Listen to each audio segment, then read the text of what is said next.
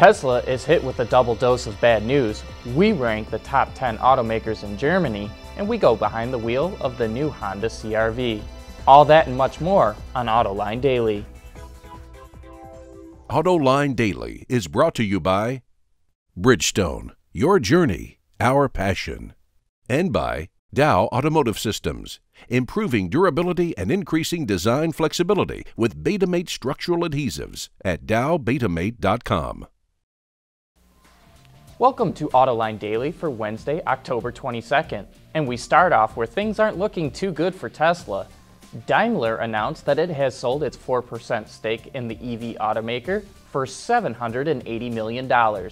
However, the German automaker will continue to use Tesla's batteries to power the electric version of the Mercedes B-Class.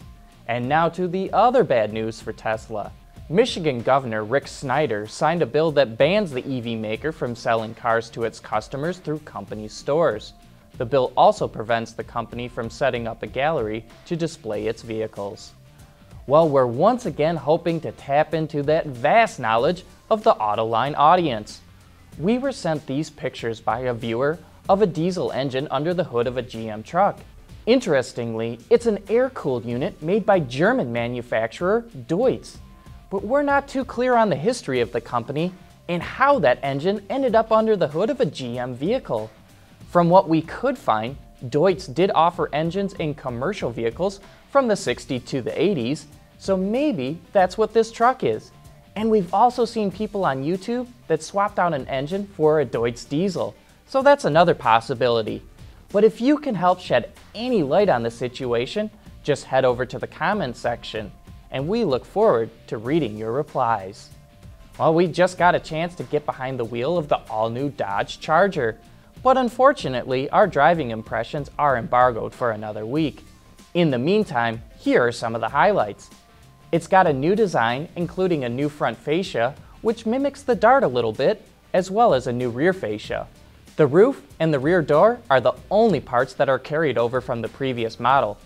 Several new models are available, including the RT Scat Pack models and the SRT 392, both of which are powered by a 6.4-liter Hemi V8.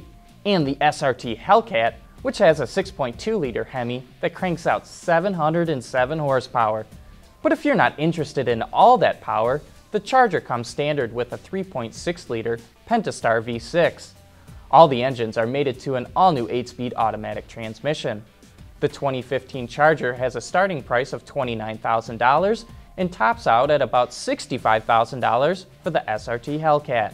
We'll have more about the Charger next week.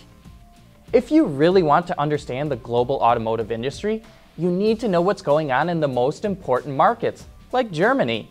We put together a list of the top 10 brands of passenger cars in Germany, and we think you'll be surprised by the relative rankings, as well as which names don't show up on the list. Okay, here it goes. Well, no surprise here. The Volkswagen brand dominates the market. Mercedes is up next, but who would have expected Audi to be so close and ahead of BMW? For all its problems, it's kind of surprising to see Opel ahead of Ford and Skoda. We sure didn't see that one coming. Renault is barely ahead of Hyundai, and where are any of the Japanese brands? And finally, Seat, another surprise, rounds out the top 10. Coming up next, a look at what changes Honda made to the 2015 CR-V, and it's more than just a few. Dow Automotive Systems, driving solutions in automotive, commercial transportation, and aftermarket with innovative products like Betamate structural adhesives. Lighter, stronger, safer. dowbetamate.com.